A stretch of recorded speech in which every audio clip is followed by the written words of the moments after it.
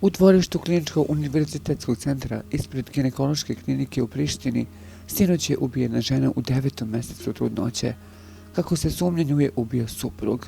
Prema rečima portparolke policije za region Prištine, Fiore Ahmeti, žrtva je imala 35 godina i bila je u 41. nedelji trudnoće. Oko 18 časova dobili smo informaciju o mrtvom telu u dvorištu. Policija je odmah izašla na lice mesta, kao i lekarska ekipa koja je konstatovala smrt nastradale žene stare oko 35 godina. Na osnovu prvih informacija podignute sumnje sugerišu da je u pitanju ubistvo, izjavila Ahmeti. Kako je dodala, policija u koordinaciji sa državnim tužiocem pokrenula istragu i nastavlja se preduzimanjem svih istražnih radnji sa ciljem potpunog rasvjetljavanja incidenta. Prema rečima očevidaca, žena je na kratko krenula do prodavnice kada je čovjek prišao i upucao. Iako je odmah pala na zemlju, muškarac je nastavio da puca u njeno telo.